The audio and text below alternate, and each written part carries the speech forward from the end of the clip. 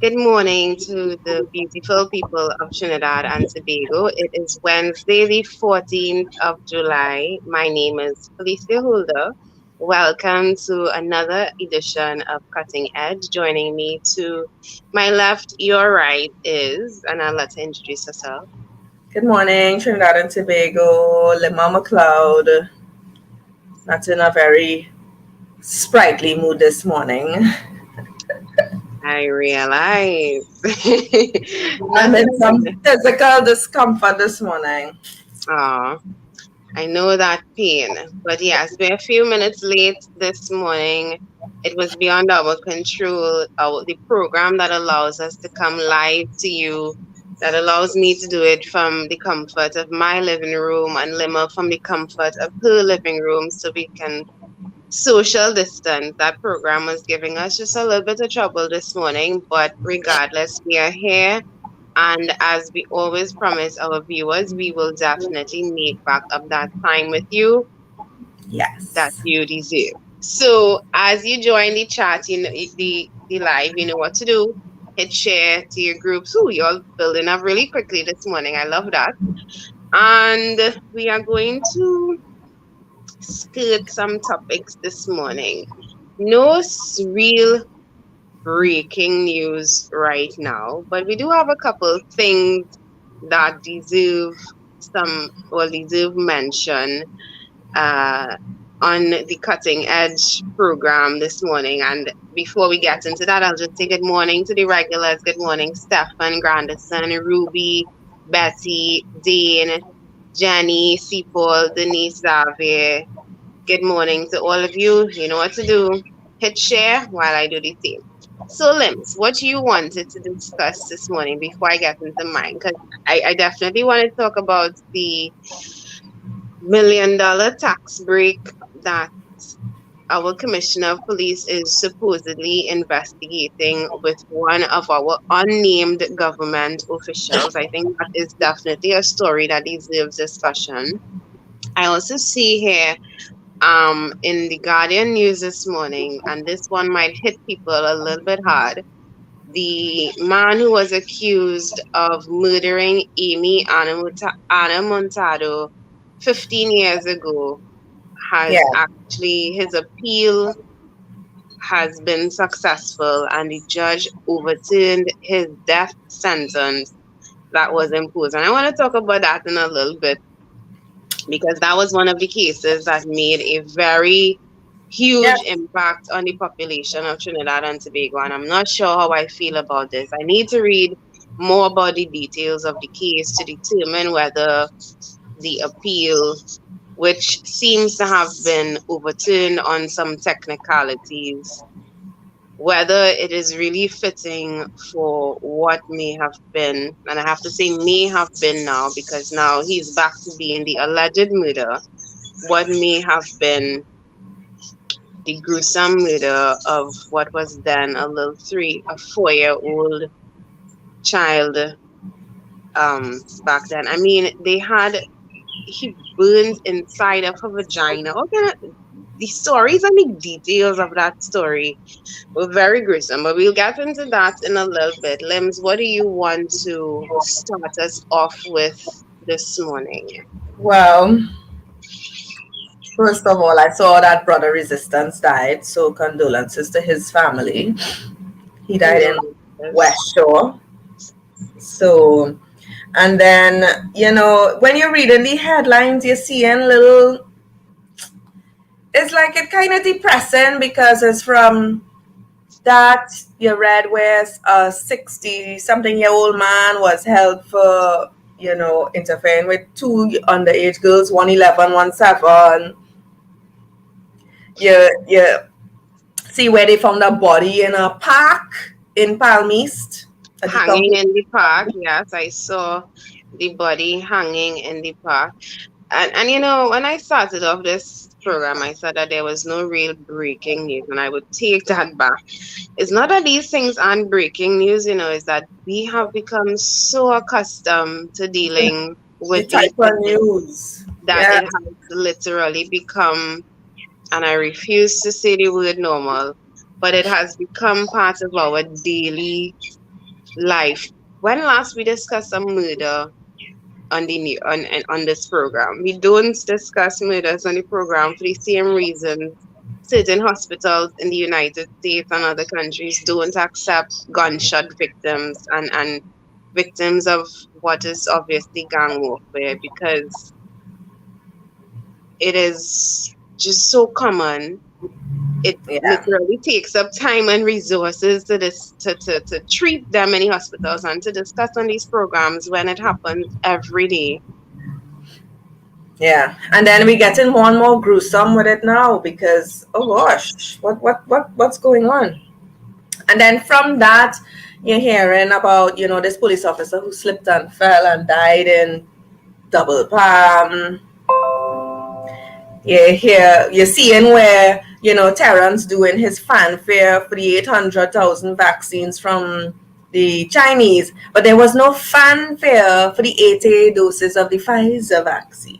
There was, it was to whom it may concern. No big handshake. Emery Brown didn't go and have a lovely conversation with the Chinese, I guess, ambassador and cracking jokes. Oh, we missed each other. Yes, back and forth. I've been in a lot of meetings, yada, yada, yada. The 80,000, and we should actually, not the 80,000, the 800,000 doses of Sinopharm are finally here, which allows the government to vaccinate 400,000 people, right? On top of the 150 or 45,000 odd people who have already been vaccinated by a combination of whatever we would have received in the past couple months. And I do want to touch on that because we see our PM has finally gotten himself vaccinated. I guess he has. Um, yeah, sure. He got himself vaccinated. Where his wife was, where his daughters was, should have been a family thing. Until it's a family, and all they like to portray family stuff, but then you're always supposed to do a family vaccination policy. But then we still don't know who get them Pfizer vaccines. And he has been known to lie publicly, get caught in the lie, and still make up more lies. So for all you know, this is also another lie. We don't know, we wouldn't know. Supposing it's a flu shot, the man get there, or a booster, a vitamin D, and we will know for sure. We wouldn't. Well, one of the things the last thing that I observed read last night before I fell asleep. Good morning to Albert Montano. And I'm saying a special good morning to him because those viewing the live on Facebook would probably not see his comment because we are also streaming live on YouTube. So for those who are following us on YouTube as well, good morning. Yeah, the last thing I read last night was somebody. I just hear my phone going ping, ping, ping, ping, ping, and when I look down, somebody sent me pictures of him getting his jab, and this person literally they watched from the entire video. They screenshot different parts of the video to show me where they believe the nurse switched the needle and didn't in fact give him the vaccine but gave him something else. I mean, the conspiracy theories and the theorists are already out in their droves making their assumptions. Do I personally believe the prime minister got vaccinated with Sinopharm? No, I don't. Do I personally believe he had COVID in the first place? No, I don't. So the whole move and the drive to vaccinate Trinidad and Tobago, am I in support of it? I don't know. I can't say I'm anti-vax, but at the same time, I can't say that I am in full support of it. At least not I just don't confirmed. understand what is the need for the world to be vaccinated by something like that when you have over 80% chance of recovery. Or you close beaches and so forth. Beaches help with that, the salt water. I just don't understand the forcing of it. This is not like Ebola where you know for sure if you get Ebola you could die. A very painful, nasty way. But this is something that you could recover from. So I really don't get why there is this mass vaccination policy for it when you have other strains that this particular vaccine not going to help you with.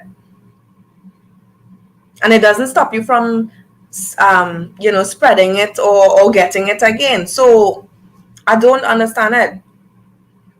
You can tell me a certain age group for sure, but don't tell me everybody. And don't tell me children, because that one is a hell no.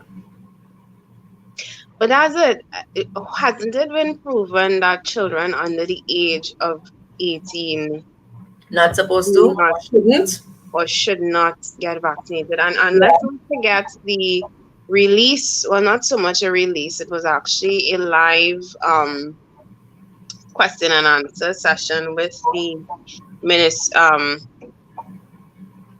not the embassy.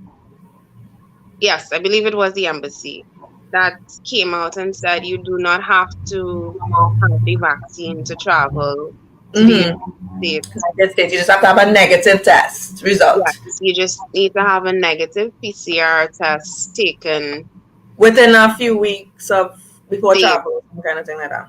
Within 72 hours of traveling to the United States. Right. Which I think for many people is going to be a relief. For me, it is a personal relief because I would like to travel at the end of this year. I want to go visit my family. But I was concerned about having to take this Sinopharm vaccine that, of all the vaccines in the world, which we just got 800,000 more doses of all the vaccines in the world, yes, Keon Goodrich, 2 days,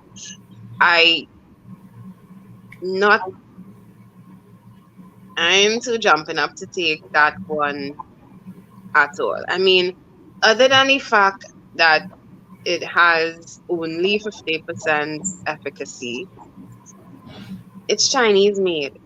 And it's very hard for me to take about the Cuban vaccine, Abdallah. Why aren't we hearing more about this? That vaccine has 95% efficacy. I would like to try that one if it's anything, I mean, we should have options. It seems that 95% efficacy came at a great cost to the citizens of Cuba. I was actually reading this morning because I wanted to follow up on what was taking place in Cuba and the unrest that seems to be going on in Cuba. Not seems to be, the unrest in Cuba. And I will post the link on this live for those who would like to take a read of it. I'll post it towards the end of the program. But the unrest all over the world, though, because St. Vincent was just protesting, Haiti now, Cuba, and then you have South Africa mashing up the place, and you have them all over the world doing it. So... And it is a precarious time for the entire world. Like COVID-19 came and it basically underscored or highlighted all of those countries that were not doing well to begin with. And the Caribbean, as we know, is not a nation, is not a region that is particularly doing well. And I don't want to say all of the Caribbean, particularly the Eastern Caribbean, the small islands like St. Vincent and Trinidad and Tobago, and the others that still have remnants of their colonial past and their neo-colonial masters, aka their new governments who came in place, saw what their colonial masters were doing before them and figured out how to do it better. And when you talk to people across the region, you realize that some of the problems that we have here in Trinidad and Tobago, they're bad. But other islands experiencing it as well. And Cuba, as we have seen, is no stranger to unrest. But but then their president hightails it off to the Spanish counterpart with the same kind of, dictatorial leadership. You abandon ship and you go on. You didn't try to, okay, people, whoa, calm down. We will address the situation. We will help. We will do something. You hightail it out. that is literally the same thing that would happen here if anything happened. You think our Lord's gonna stay here? No, they will hightail it out.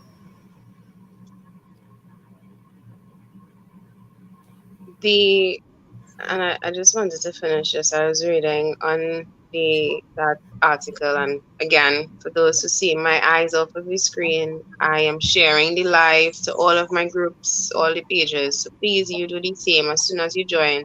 Just share the broadcast. But I was reading that the vaccine, that 95% effective vaccine, they spent a lot of money behind it. A lot of money behind it. And it's actually one of the reasons why the country is doing so poorly as they are. They don't have medicine on the shelves. They don't have groceries on the shelves. They have to line up. I mean, it's always been a lineup system. Cuba, as most people know, is a communist nation. So there's this whole government is basically in charge of everything. And with the struggles of COVID-19, they actually, as much as they have developed a vaccine, they just recorded their highest number of positive tests last weekend, 6,000 something. They have the highest number of new cases. You hear my dogs in the background? I'm hearing them, but that's okay. We are accustomed. You'll hear the chickens next door to me just now anyway. They have the highest number of positive cases, and people can't get food and medicine on the shelves, and they've taken to the streets. So I'm thinking about Trinidad and Tobago. We don't have a vaccine. We were in the middle, as in we didn't develop our own vaccine. We were in the middle of what was our highest spike in the past 3 months, between April and June. We have so many people living below the poverty line. So many people depend on handouts. What is it taking for we're not a communist nation where police ruled by the police and the government. Not yet. What does it take? Not yet. Even though we seem to want to be engine that way. What is it taking for us to take to the streets? London right now, they're on the streets. Cuba, they're on the streets. What is it taking? Because the reality hasn't hit home as yet. And then the first thing they're going to say is the opposition who organized that to make the government look bad. But the people on the ground not really suffering to that point where they need to make their voices heard yet. Or they enduring it because they party in office. And exactly, Jerry said the state of emergency. Plenty of them will get licked down because police already have that, I don't want to say agenda, but police already have that action or that sway towards a certain cross-section of Trinidad and Tobago, especially if you have a certain dark skin complexion, you don't wear suit and tie, and you don't have a certain last name.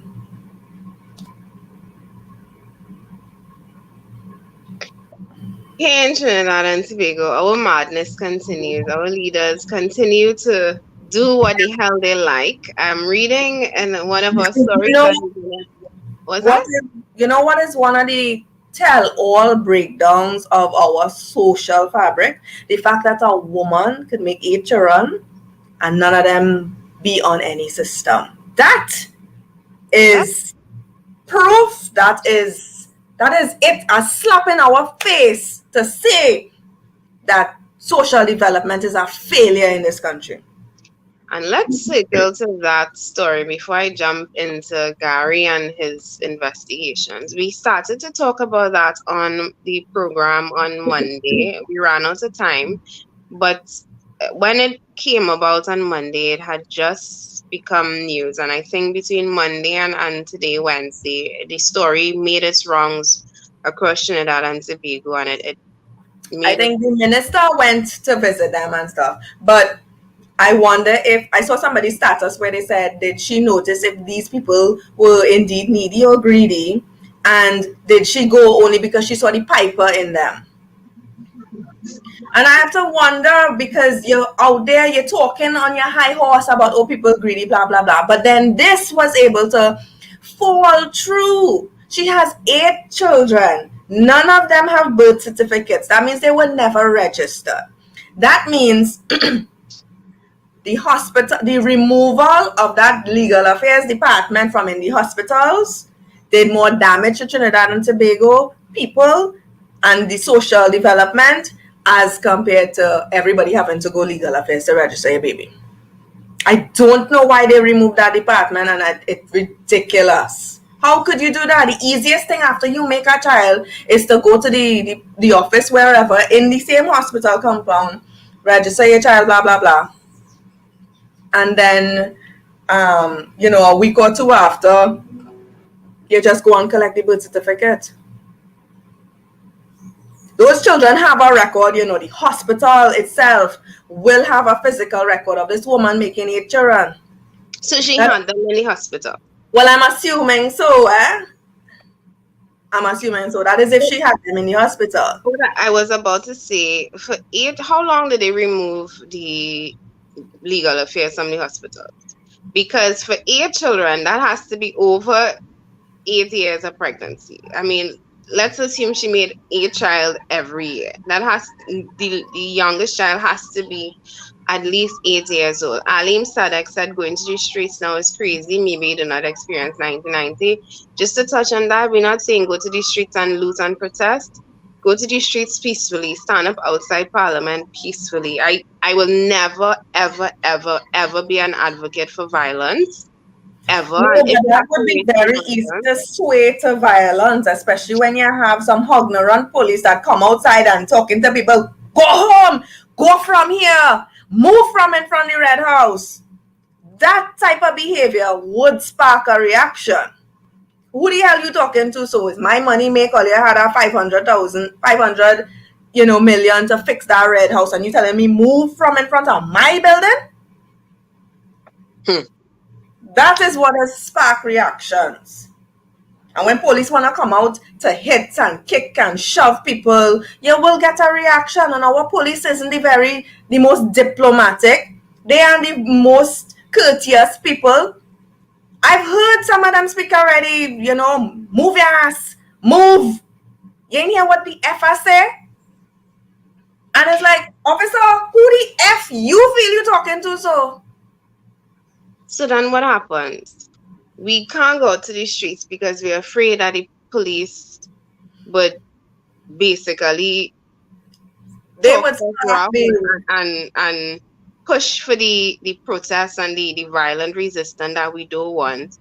But then we stay at home and they basically do what they're doing to us right now. And if you have a commissioner who already says, as Jerry says, 1 shot, 1 kill, and you have no problem assassinating people, because remember when they killed those 4 boys in Laventille who had surrendered, and they shoot up the little galvanized building that they were in? Mm-hmm.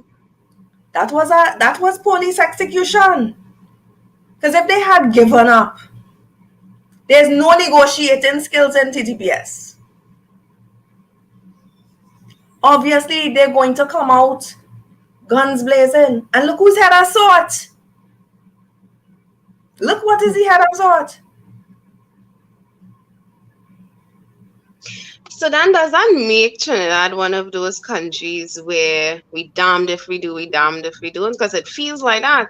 It feels like where there's mock democracy, where supposedly the voices of the people are supposed to be heard. Those 41 representatives in Parliament, every week they go and they talk about all kind of nonsense, but you never hear about the issues that supposedly impact the constituencies. If the opposition tries to bring it up, the speaker will strike it down because the speaker is a PNM appointed speaker. So we don't ever get to hear about the things that the opposition brings up, which they only bring up, by the way. Convenient to their narrative. Yeah. But we have this fake democracy. We need permission from the police to protest. We need permission from the police You need a letter from the police to deliver a letter for the police as what It's not happened making with sense. as what happened with my boy David last week, Welch. David Welch, So who wait, can hold get up. arrested. Wait, Felicia. You need a written Hmm. letter from the police to drop a letter? Well, so it would seem because So wait, so he how you never dropping the letter arrested him. to get the letter to approve the second letter? Not that you have to drop the letter? What madness is this? No. I ain't taking that one. So I want to drop a letter to the commissioner. I have to go and ask him permission first. Can I drop a letter to you? I don't think that is the official process, but then I need to understand what was David Welch arrested for because to date, and I mean, I listened to the interview with Gary and Philip. I heard him say that there are details of the case that we don't know about. I'm waiting to hear the details What of the details case that we didn't see in the that we video? don't that we don't know about because as of right now, I do not see what was the issue with him walking Felicia, in front of cameras. the whole world saw that video. He did nothing wrong. Just to deliver a letter, police had to get on like that? No. What he should have do was pay some white boy or Chinese boy to go and deliver the letter. And they would have come out, hi sir, good morning. They might have bow and all. I saw somebody said, I think somebody said earlier on Johnny or something that we have no opposition, and somebody also said that it feels like we're in a police state. Oh no, that the criminals not afraid of the police, and that's exactly what it feels like. The Yeah. criminals not afraid of police. The white collar criminals not afraid of the police, and the only people who really getting bullied and tormented and Are the law abiding are citizens. the law-abiding citizens or the citizens who having a problem with both the white-collar criminals and the underworld criminals and trying to take a stand against it, but cannot because who to turn to?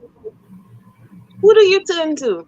In a Look, country like this, who do you really turn to? You can't trust your government. Nobody want the opposition. The police seem to be working. they're protecting their interests. And it ain't us. So, who, as the citizens of Trinidad and Tobago, do we turn to? And I mean, this is not a plug for the Citizens Union, but when Philip first came to me with the idea of Citizens Union, I loved it because I know what it feels like to be a citizen and to see and to feel like you're being persecuted, but you have nobody to talk to. Just look at how city police dealt with the situation for the night of the signing of the petition. That could have turned so ugly, so bad for that little group of police that was there if we weren't the civilized, law-abiding type of citizens. And that's it. Those people who were outside of that square that day limbs, tanties, uncles, children, the epitome, that was the closest to a cross section of the middle class as you can get. And I mean, it wasn't just middle class that you can get. It's citizens, civic-minded citizens who love their country, who were heartbroken and destroyed by what happened to Andrea. And they stood there. They came to sign a petition. They came to say, enough is enough. Stop violence against women. And I saw the force of police. I didn't know city police had so much police. I didn't even know they had riot gear in city police. Yeah. But clearly, it was sitting down here waiting for an incident like that. But there was no incident. They were just people who were there, law abiding, came to social distance safely in the square, and the police locked us out or basically told us that we could not congregate there. So Yeah. as the middle class, as the working class of Trinidad and Tobago as the law-abiding citizens, who do we really have on our side? It doesn't feel like the law, doesn't feel like the government, and it certainly is not the opposition. So who? No, I at this point everybody needs to get a lawyer at the ready and sit down and wait. I don't know because you can't. I don't understand what they're leaving for us to do. They're gonna back us into a corner, and when you have no choice, you will react. when you when you corner a rat, the rat does attack, you know. And it's not the nicest, it's be a scary flare up. And that is what they're pushing our people to do, because you're pushing your law-abiding citizens in our corner and constantly. And while you have us in this corner, you're whipping us. Because food prices going up. You can't get certain things. Licensing closed. It's not to say licensing went online. Legal affairs closed. It's not to say they went online. So what is so hard in telling people apply for your birth certificate or death certificate or whatever it is online and pay via credit card or whatever for it, and we will mail it to you via TT Post registered mail? What's so hard in that? You telling me somebody said that her granddaughter or something was born in January and they have not up to now been able to get a birth certificate? What? Yeah. So the child can't get christened? Because legal affairs ain't doing their part or whatever the case is. That's bullshit. Email. And that takes us back to that discussion that we were having on that woman with the 8 children. 8 children, yeah. I mean, and you don't know the reason why is it that she didn't know you're supposed to do that? Is it that she's not educated enough? Or, you know, she didn't have the money because, you know, you just have to pay for birth certificate? Is it that? I really don't know. But the thing is, before they move the department out of the hospital, as soon as you make a child, this is for Port of Spain in general, as soon as you make a child, there's a department you're going to back where they would sign up everything for you, put in the name you want for the child, everything. Both parents there for both names to be on the birth certificate or whatever. And all that information is sent down to legal affairs. So, and they tell you in 2 weeks, go down by legal affairs. I feel as though that is a very crucial part of it is. And they removed that section now. So you're doing everything down at legal affairs. Which to me, I don't find makes sense. Because is it that San Fernando General Hospital also does not have that department and they have to go to their respective legal affairs? Or don't tell me them how to come up Port of Spain to get no birth certificate, you know, or you from Grandi or Mayaro and all of that, you know, because that is serious nonsense. It should be in every hospital. As fast as you make a child, go and you register your child. And they should mail you your birth certificate. I don't understand why is this with coming to every government institution to get simple things. Why it is I have to physically come for a birth certificate? Mail that shit to me. It's not like you need it urgently, like you need it for identification or any kind of thing. My question is, why do you have to pay for a birth certificate? $25. Well, I'm not sure if it's for as soon as a newborn and you didn't have to pay for it, but now that they come out with this new birth certificate that they keep changing ever so often, that you just have to pay now for when you want an updated one. I don't know. I really don't understand it. And if you had the digital birth certificate and you're going for the new polymerized one, that's 2 different PIN numbers you're getting there now and all kind of thing, you know. So it's like... Beehive just said South has the Ministry of Legal Affairs in the hospital still. So it's just Port of Spain, apparently, that is... Well, then they need to figure it out for wherever area that woman is from. I think she's Far East. Good morning to Randolph Barra joining us on the live. A pleasant and special good morning to you, Randolph. For those who don't know that, is Andrea's daddy. I just shared the link with him and he joined us. But back on the Look, somebody saying you always had to pay for birth certificate. So you see, I mean, it's $25 or $20 or something like that. But we don't know if the woman had that money. I find a birth certificate should be free. Your first birth certificate when you are born, your child is born, the nation that you are born into. Imagine that your first day on earth and you have a bill already. Actually, you can use your birth certificate as a form of identification. Which part? Because majority of places ask for picture ID, not and they tell you they can't use the birth certificate. So it depends, I guess, on where you go to use it. I mean, for like your passport or whatever, you need it for that, but it's, and I still don't understand why, because all of those systems supposed to be linked. Denise Xavier just said in the US, they come to your room, fill out the form, and you receive it in the mail. I mean, that seems to be the only logical reason. I mean, logical a thing to do.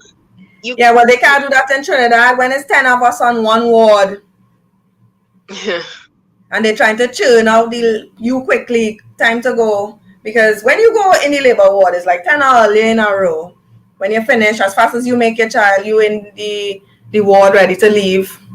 As fast as you leave, that bed is already taken up by somebody else. So how are we doing that in Trinidad? And I don't know if plenty of people have experienced it before in Port of Spain General Hospital, but I doesn't want to stay there. I just want to make that child, get the child out. Let me go home, please. I think your birth certificate when you are born should be completely free.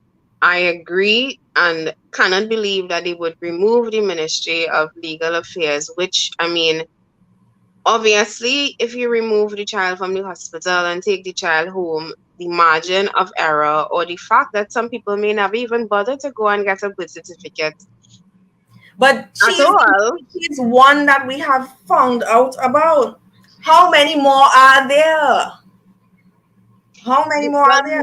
We know there are more. Obviously, have to be more because I mean, this woman can't just be a lady in isolation. There obviously are more cases of people who would have left the hospital or not just leave a hospital. We know people who make the child just right at home and probably never even bother to go. Yeah. And the children, but when it comes to, when that child comes of age, when that child has to go and get things like their passport, their ID, that child is going to be in for so much. Yeah, but a lot of them not sending their children to school because I also heard none of those children are attending school. And then because that's the case. None of them can be attending school without birth certificate. So again, this is where we have a collapse in systems. And again, social development will take the cut ass for that. Because if you had all these systems linked, they would have picked up on that already. Because as soon she has if she made those children in the hospital, those records are there. They could go pull her file and see, right, she had 8 children, all these different, her file would be a very thick file. If she made them in the hospital. And they would have all the information on these children. So all they have to do. So why is it our system isn't linked from hospital records, legal affairs, social development, so that you could track the birth of these children? This is why PEP's education system would have been ideal, because you would have been able to track a child from birth, preschool, primary school, secondary school, and red flags would have been raised along the way to say, okay, a child was born, this child was not entered in a preschool, this child is certainly not in primary school. And you would have been able to send a social worker accompanied by police, Ministry of Health representative, a Ministry of Education representative to find these people and ask some serious questions. But social development does not work in this country. And Donna Cox have the audacity to call people greedy. Lady, your house not in order. You're putting on your pants before your underwear. Come on. We in a mess. Stefan Grandison said the mother had a responsibility to register them at least to the local register of births in her area. What's your thoughts on that, Liv? Well, that same registry department is usually the one in the hospital.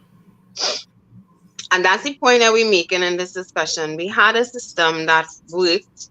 Maybe it wasn't perfect because we have no idea why they removed it, but we had a system that worked. Actually, let's put it like this. We had a system that made sense, and that makes sense that you register a child immediately as the child is born. So that But it link also between shows, Felicia, that some hospitals are doing things differently. We don't have a unified system, because if the person said it's still in San Fernando, we don't know about what's going on in the Eastern hospitals, and it's no longer in Port of Spain, then that means we have a problem. It means, again, just like the police service, we have one Ministry of Health, but we're talking and going in different directions. There is no uniformity.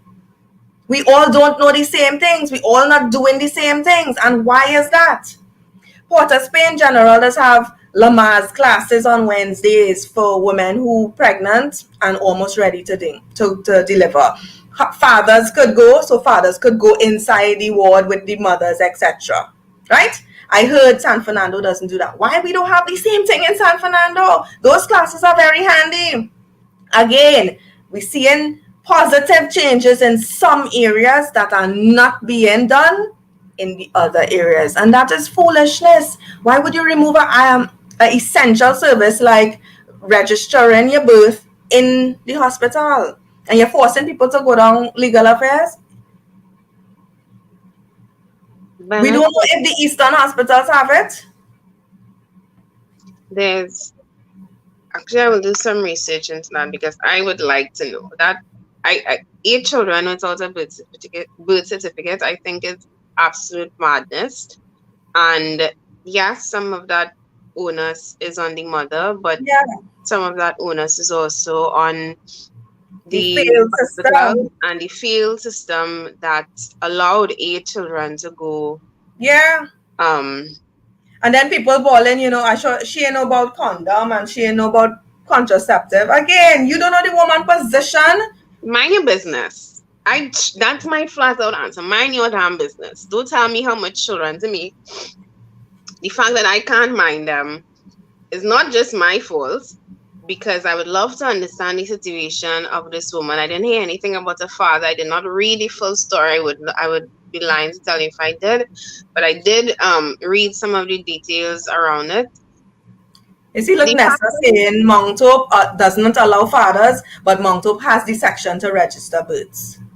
So you see, we have different things all over the place. This different systems all across the country. Guys, we are in our second half hour of this program. Please, if you're just joining us, hit share on your group, on your groups, on your feed, on your WhatsApp, etc., as we invite more people to join us on the second half hour. In our medical sector, especially maternity, there's a politics in it, because there are some women who would say, I want my tubes tied, and the doctors would tell you, no, you're too young, why you want to tie your tubes? Because I don't have 5 children or 6 children, I don't want anymore, I don't like using condoms, the pills have reactions to me, all the other things, all you want to try have medical complications for me. I don't like those things. I prefer to tie my tubes.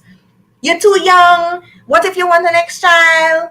What did father say? What he asked the father had to say is my body. I don't have 5 children. What more he wants? All of that is the stupidness that has come to ask here. Rena Lopez said the father is involved in a child's life. So you see that all they mind your damn business. If they choose to have 8 children, they choose to have it. Our social development and legal affairs department need to figure out why they have people falling under the radar. They need to figure that out. No, Rudy Nana, and it's not coffee. It's actually bush tea that I'm drinking this morning. Mommy made some we have lemongrass, fever grass, they call it, and mint. Fever grass and mint, yes. So that's what I am drinking this morning. Some bush tea. Kimberly Blanchfield, Ministry of Social Development, failed that woman the minute she left school at Standard 5. And yes, this woman was out of school Yeah. since she was in Standard 5. And I mean, So they that's expect a also a standard failure of 5-year-old social mentality ministry. person to know about contraceptives. That's the failure of the Social Development Ministry as well as the Ministry of Education. Yes. Because how did a child get to leave school at Standard 5 and Police didn't nobody? show up at the door knocking. Why the child not in school?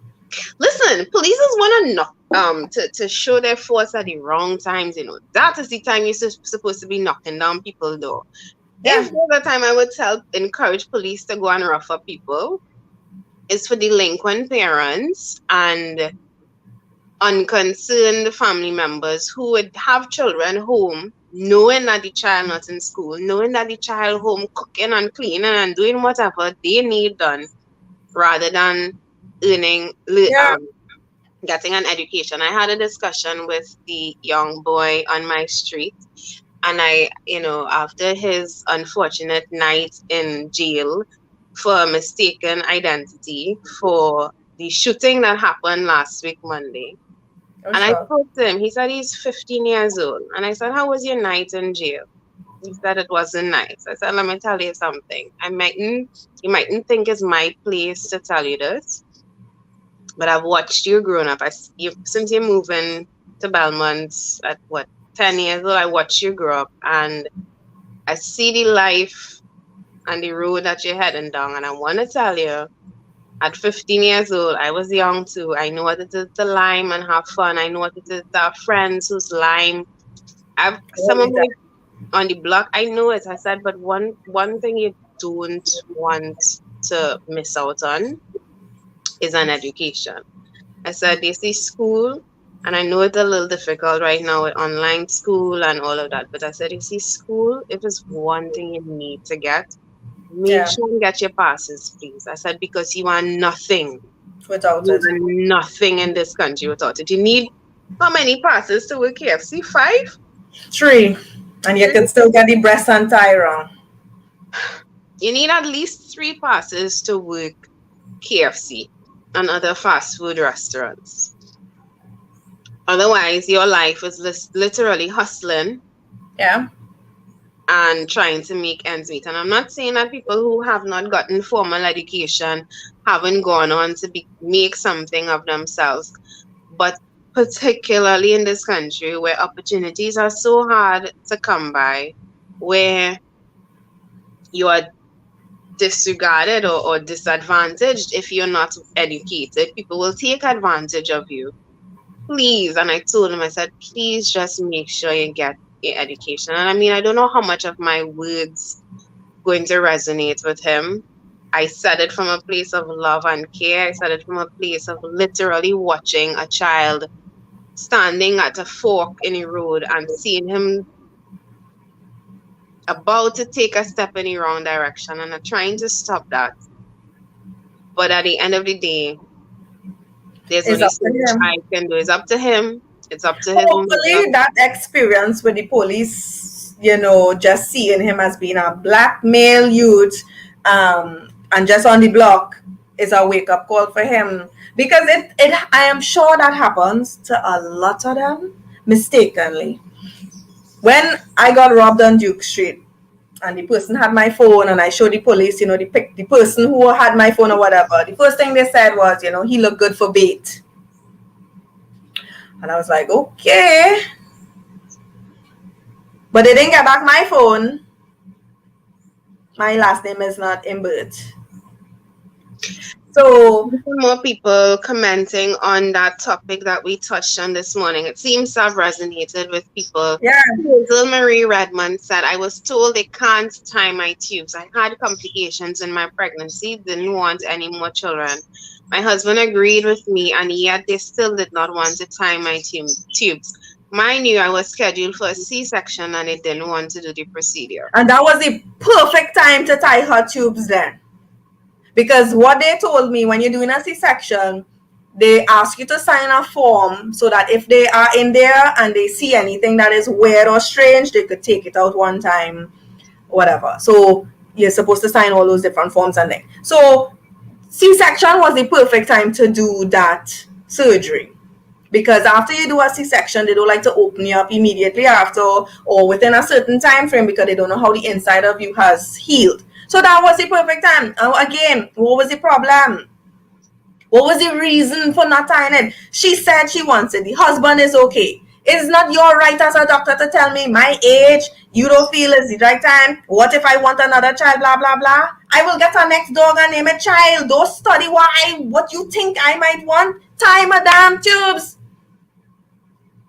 And that's the foolishness. I have friends. She has 5 or 6 children, and she has been pleading with them since she made the 4th one to tie tubes. And she hasn't gotten through as yet. So she's be asking me, Lima, how you do it? I say, well, girl, my clinic is in Port of Spain, Unit C. Woo-hoo. And the consultant doctor was, I think, a Jamaican. And he was educating his doctors and letting them, his interns, and letting them know the patient is asking for a bilateral tubal ligation, BTL, tying tubes. And he asked me how many children I had. I said, this is the 3rd one. He's like, okay. He's like, what you had before? I was like, 2 girls. He's like, and this one is the boy. I was like, yeah. So he was telling them, right, she has already made up her mind that she wants her tube tied. He said, you as a doctor not supposed to come now to ask the patient, tell her anything about her age. She too young, she too this, she the other, you know. So he asked me, what about what your husband said? I said, he said, none of that matters. He said, but apparently in Trinidad it does. He said, there's a lot of politics in medical health. I don't understand it, but so I told him, I said, well, no, my husband is okay with it. We don't want any more. You see how expensive it is to mind a child now? He said, right. So he also told the doctors, it's not your decision. He said, essentially, it is the mother's decision. She wants it done. It's her body. I'm surprised they did not ask you for written approval. You know? Consent from your husband. Sign something saying, yeah, I give my wife permission to tie her damn tubes. Please. And he also told them, because of some things that he was asking them, I answered. So he was like, right, you must also never allow your patient to know more information than you. So he was actually very progressive, very forward thinking and proactive. And that is why I was so glad that, you know, I was able to do that. He said, good, so this is what you're going to do, mommy. You're going to sign up one time in the clinic for that, so that they could get you started. He's like, they'll give you an appointment as soon as you finish make this baby. Right? He said, if you have to have a C-section, they'll get it done one time though. So again, why doctors just want to put themselves in other people's position and tell them, well, no, I had to ask a doctor, listen to me. If I make a next child, you go and help me mind it, because I don't want no more. Shouldn't the opposite be happening though? And I mean, it's not I could understand that, you know, they would ask the questions to make sure that you're sure about this decision, because tying your tubes, unlike a vasectomy, is not reversible, is it? Yes, it is. It's reversible. It's not easily reversible. It's not easily though, It's easier for the man, but it's not easily done for the woman. So I can understand that. But particularly in cases like we see here in Trinidad and Tobago, where, and again, I want to underscore, it is not my place to tell anybody how many children to make. But you see a woman with 10, 12, 13 children, and she is struggling financially to take care of them. She has no father in the picture, or several baby daddies, and all of them delinquent. It's now lying or resting on the shoulders of the woman to provide for all of this woman and society, to provide for these children, and she can't. Where are the medical professionals then to tell this woman or to assess this woman's situation and suggest to her very gently, very respectfully, would you like to explore the option of tying your tubes? It's a procedure that is a little harder to refuse than a vasectomy. But since you don't have a husband and since you are obviously in difficulty, would you consider where is that? And And the should thing is, that right? be something that we In, have? in Port of Spain, there's the women's clinic in the same ward, right? So you join the clinic after, so you could get birth control, and they have options. Now, granted, the problem with public hospital is the length of time you have to wait. And I could understand that frustrating and annoying as hell. And Mhm. especially if you don't have the time, right? But at the end of the day, those are the systems they need to improve. Because why is it always on the woman? She make all these children, but okay, I went to the hospital. They don't want to do things for me. But you're not putting any pressure on the man. The woman don't want any children at all. Society frowning on her. Oh, why she don't want to have children? That's not your damn business. I don't want that pressure. But yet still, man going around and making children here, there, and everywhere with vagrant and all. But nobody's saying anything about that. Junior, there is a family planning association in Trinidad, but it's like a dog without teeth. It serves Listen, no purpose. It's not integrated into our healthcare system. It's no. a voluntary thing, which I mean, it should be. Family planning should be voluntary. But the They role need of to family have a planning, department of that in the hospital. So yeah, as fast as you finish make 3 children, they tell you, here what, check out family planning. Or as soon as you make your exactly. first child. But then again, the things that work in this country, they try to get rid of it. Because there was a birth control called the mini pill that was effective, especially for breastfeeding mothers. Because you can't take any and every birth control as soon as you make a child. Otherwise, it will pass on to the baby when you're breastfeeding the child. Yeah. So the mini pill was the only birth control that you could have taken that would have protected the mother and the baby. They stopped doing that. They stopped bringing that in. Why? Not obviously because you want people to just be making children to make dependent little drones so you could churn them out and they'll be literate enough just to understand great is the PNM and the sunset forever. Having never had a child, but speaking to people and knowing people who've had children, especially women who just had a child, the child is nursing still maybe 3 4 months old and they get pregnant again, that is one of the most traumatizing experiences Yes, a woman can go through. You because have be a child. frightened, you be frightened. You don't want to go through that again right immediately, especially if you have a C-section. Yep. Because after you have a C-section, they tell you, mommy, try not to get pregnant soon because you might not be able to have another C-section so soon. It will be very risky to you. Very Mhm. risky. As in, you could lose your life. And everybody already knows going to make a child is not a walk in the park. You have 1 foot in and 1 foot out. It is not an easy process. And I have seen it. I have 3 children and all were delivered in Port of Spain General Hospital. I had 1 C-section and 2 normal.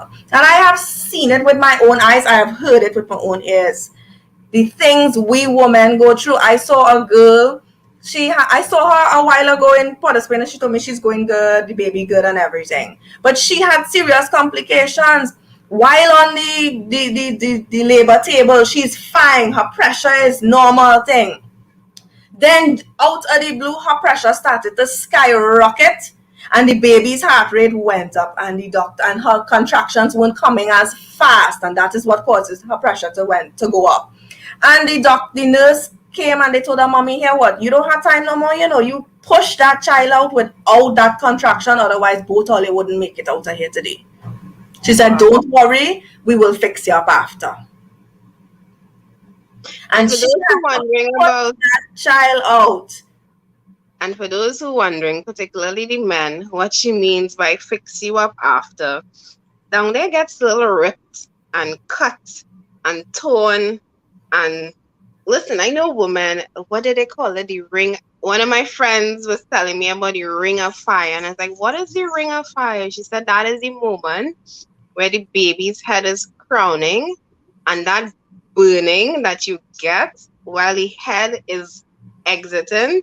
She said the burning feels like fire, and they call it the ring of fire. And I'm like, And it depends, the amount of pain you're in, you don't feel it, but it's be like a relief when it pops out. But yeah, then the child isn't out of danger at that point in time, because remember, it's still tight around the neck. Your child could suffocate there. Your child could die from not getting the oxygen, whatever. So you still have to now force out that. It is very scary for a woman to go in to live, especially if it's the first time and you've never experienced that amount of pain so quickly. So I understand why some women is be bawling, and you don't know how to deal with the pain. It is immense. Men can't deal with it. Many of them just bawl, yeah, I's a man, so I could take it. I could go in the labor ward. And the minute they start to hear woman bawling, they passing out and fainting and running out of the labor ward. Nurses just have to run behind fathers. Daddy, where you going? Look, you leave your keys and your wallet. Come back, relax. Sit down here. I don't think Bring ice for him. Bring some water. Fan him. men not ready for the kind of pain that childbirth and labor involve. And they want to be all over making child here, there, and everywhere. Like, yeah, your sperm so is as gold. Come now, man. All you don't have to go through what we go through. And listen, if all you feel it's easy to go and lie down and skin up on a table and 10 doctors passing up and down, by the time everybody done see your vagina, you have no shame. It had no shame for women after you make a child, because the amount of chuck and prod they come in with after. Worse yet, if you have to get stitches. And if they have students on the ward. Yeah. Don't forget when they have students on the ward, 3, 4, 5 of them coming and all of them observing. And all of them have to check. And all of them. Right. All of them. This mommy is at 5 centimeters.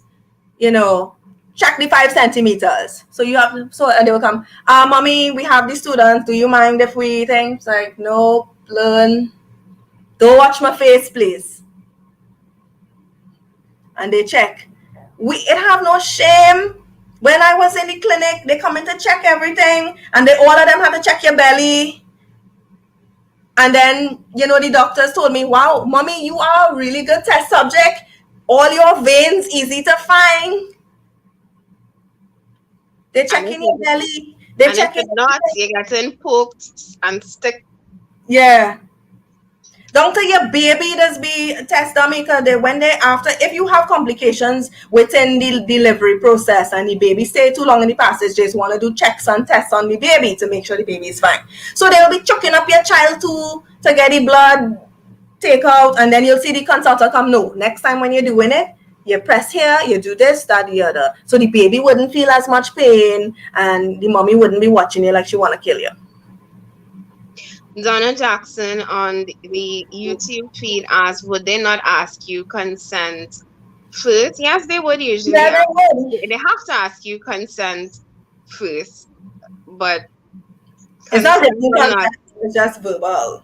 Consent or not, you still have multiples of people watching in between your legs or passing on the wards, because it's not like what you see on TV. It's not you in your own private little room that with your private healthcare. Public healthcare. You in a cubicle with 2 walls separating you, somebody else there, and going down the road. That is how it is on the labor ward.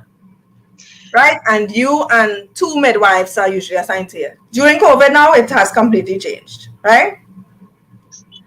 But I have had my horror stories. The first time I didn't know the type of push you're supposed to push the child out. The last time I went back, they told me, I stayed in the hospital for a few days because they didn't want me to go past my due date, because they said the child was growing so big, so fast. And what they said is, daddy is a lot bigger than mommy, and mommy doesn't have that physical capacity. So they wanted to keep me to make sure I don't die on you when it's time to deliver this child. This is my son, by the way. Mm-hmm. So when I got there and I delivered and his head popped out, the nurse, I just heard the nurse say, "Mommy, don't push. Don't push." Nurse, nurse. And when the nurse came, she's like, "Hold on." And then two more came. And they're like, "What happened? What happened? What's going on?" And they're like, "Mommy, relax. Take a deep breath." And two nurses held my legs and pulled it back while the other one remained there. And they had to turn him in my passage because the cord was wrapped so tightly around his neck. If he was to come out, he would not have made it. Right? You see that madness? And the nurse was like, "Mommy, you let that pain out, girl. You bawl, you scream." It was so painful. It was really ridiculous. Lima's husband is on the live and he's laughing now because I think after that joke you made about daddy being bigger than mommy. So your husband just heard your comment. But guys, it's not 105, it's an hour and 5 minutes into the program. It's going really well. We didn't touch on a few things. I know we stuck a little bit on this incident with the woman and her children. We got a little bit into unregistered into the birth and the delivery stories, the horror stories, if you may want to say so. Yes. Of delivering a child in Trinidad and Tobago. I have heard, and I don't know how true this is, Lima. You said you had your children in Port of Spain. I have heard that Port of Spain is one of the best places to have your child in terms of neonatal care, in terms of treat you. I don't know how much so that is now today. And well, you don't really hear any more deaths and stuff. And there's that little, they throw little snipe comments and stuff, jokes about the other hospitals. Because when I went for my C-section, they were saying, "Mommy, why are you looking nervous? Don't worry. This is not San Fernando General Hospital. This is not the morgue." What? They actually said that. Yes. And the Filipino anesthesiologist was singing Michael Bolton songs for me. I was good. Cassie Stewart just said, "My whole skin break out, itching and uncomfortable feeling." I don't know if that's in response to the birth story Lima told, but yes, it is a very traumatizing experience. Delivering. Yeah, I know people who had one child and said, "I am never making another baby again. Never." Richard Jones just said, "Good morning. I'm late. I went Chancellor looking for Lima." Richard Jones, Lima's husband, is on the live this morning. So watch out.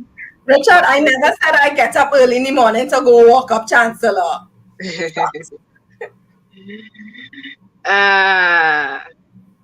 Yes, guys. What did we touch on? We did not touch on, or at least not in depth, on the secret investigation being done by the Commissioner of Police on the government minister who supposedly, or no, let me not say supposedly. What's the word they use? They allegedly purchased a luxury vehicle with a $1 million tax break. And as we talk in luxury vehicles, Lima reminded me that several other UNC, opposition MPs have come out themselves saying they have purchased luxury vehicles too. I guess they want to put their business out on the road before it gets dragged out on the road. We in Trinidad know how to do our investigation. Yeah. But this particular government minister, whose name is not being released, of course, when you're a white-collar criminal, you are protected. Or let's just assume that because they're still doing the investigation, they're not going to leak the name. I wonder if it's a current minister. I wonder. They said investigations from the Anti-Corruption Investigations Bureau are continuing to probe into a particular transaction involving the potential sale. Never a sale, it's always potential and alleged potential sale of a luxury vehicle by a government official. But senior investigators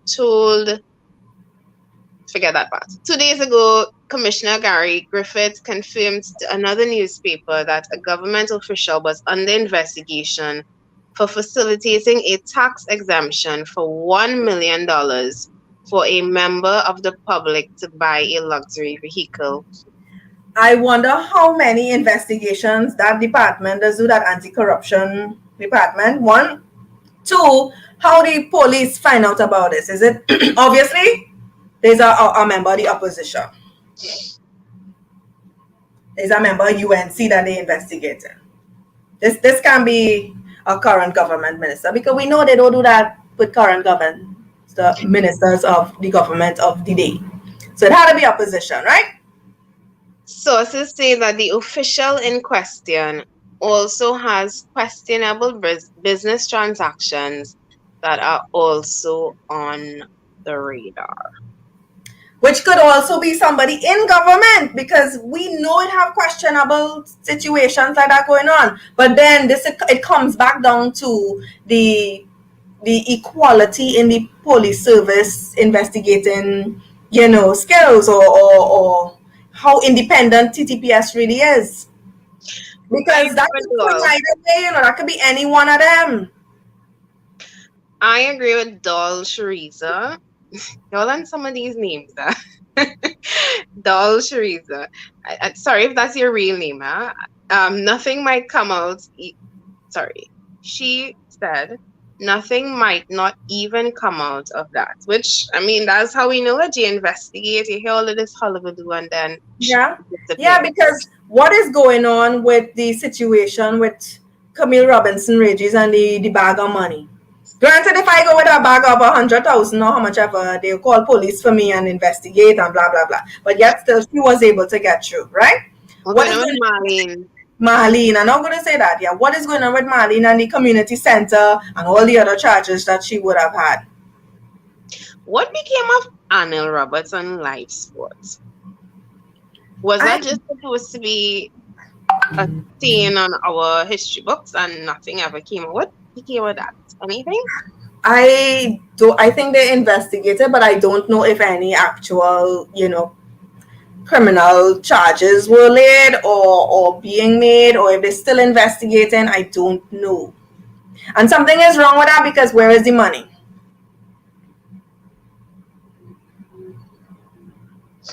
Doll Shariza said, "You can say Shariza, it's my name." Okay, nice. So Shariza is your proper name.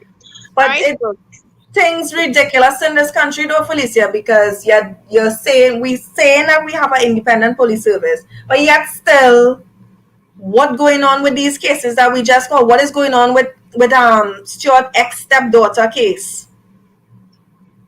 Celia Thompson just reminded me, Daryl Smith too. What's going on with Rudy Nanan said that's a lucrative business, and he's referring to the purchase of the luxury vehicle. They buy vehicles and resell them after a period of time. They use the tax exemption in their favor, even in Quebeco with the vehicles. Again, what's funny about Trinidad and Tobago? We just know where all the marks. We just know everything. The police know it, the government know it, the opposition know it. Everybody, the pipe on the road on the corner who's selling stolen fruits does know it. But we have all of this information, and I don't want to say there's nothing that we can do, but nothing is ever done about it. They sweep it under the carpet. But granted, like you and me go and do it now. Our face blasted on the newspapers. They will tell you all who's your brother, your sister, everybody, where you work, what you do. If you thief a mango when you was 5 years old, they will tell you all of that. Anil was cleared by the Integrity Commission. Thanks for that update, Valentino. There's literally no way to know. And him being cleared by the Integrity Commission doesn't account for the millions of dollars that were misappropriated under his term as the Minister of Sports and Youth Affairs at the time. Sugarcane said, Lima, your mic is too loud. Sugarcane, maybe you might want to lower down the volume on your device, because we haven't had that complaint. Actually, rather that you can hear us too much than hear us not at all. So, but we're about to wrap up for the day anyway. So, Lims, I'll leave you to give your closing remarks. Somebody said earlier, that the the situation with the woman with the 8 children stems also from lack of sex education. And I agree with that statement. It is due to lack of sex education. And again, I am firmly of the belief that sex education should come from a schooling education and not parents. Because a parent like her, not saying that, she's any type of parent, she could be a very good one, but she clearly doesn't know about sex education. So she would not be able to advise her children on contraception, protection, and these different types of things. Because if she finished school at standard 5, how would she know? Granted, if we had sex education in standard 5, she might have been able to, say, okay, well, let me ensure these guys my husband uses protection. Yeah. I mean, for all she must have been a child bride, we don't know. All these madness was going on in this country at that point in time. So again, our education system is failing and our social development has failed because these people are allowed to slip through the cracks and everything works hand in hand. And it is better that you have a Ministry of Education come with an educational point of view as to sex education as compared to your mother telling you, yeah, this feel good. And don't worry, when it's time I go show you, or it have parents who just do that stupidness. Wine for me, show me how you just wine, all of that nonsense. So it's not too far in thinking of what it is some parents would encourage. So this is why it has to come from a ministry, so that all schools will be on the same level of education, the same understanding, the same repercussions, the same consequences of your actions. That is what needs, and it's better you educate these children so they could be well informed as compared to you just let them out and they go and do what the hell they want to do and find out, oh, by the way, you can get pregnant if you have sex without protection. And I know some parents don't want to hear that, but it is a reality. Because if you educate your children properly, they will know no man's supposed to tell you, well, I'll go buy a KFC if you give me a little thing, or I will give you $100 if you show me your breasts. Or the 60-something-year-old man that touched up the 11-year-old and the 7-year-old, from the time he was engaging the 11-year-old, she would have known, yo, this wrong, papi. I go into the police for your ass. And that is where we need our children to be educated to the point where they don't know, oh, you're wrong, I go in and tell somebody.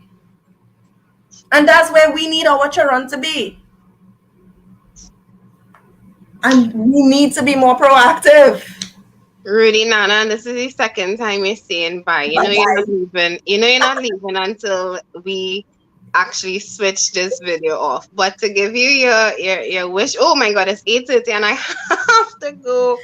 I have to go. Guys, this has been another amazing program. Friday we will be back. Lima will be back with Hadassah.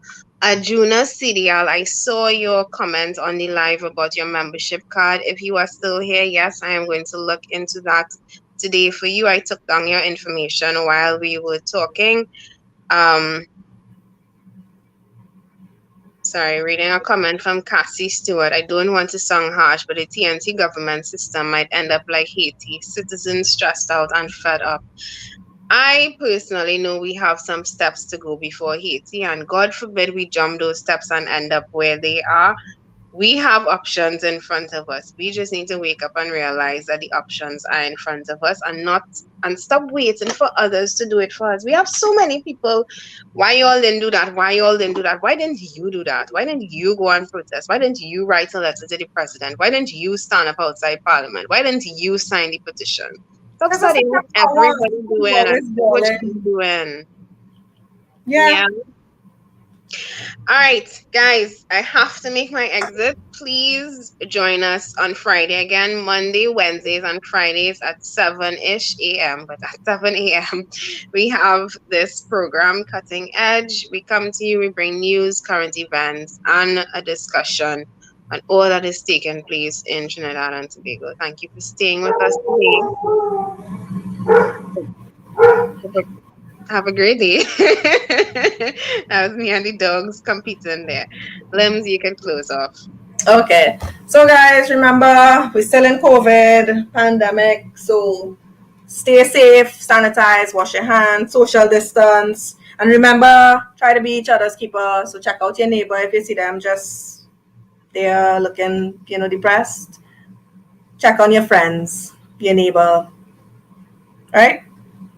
We in this together, not the politicians. We, the regular Jews, the peasants, we together. Right? Oh, good morning to Shada. I just saw Shada on the live. So sorry, I spoke to her yesterday and I see her on the live today. So I just wanted to hail out. Good morning, Shada, and bye, guys. Bye. Yes, my dog saying bye. Mm-hmm.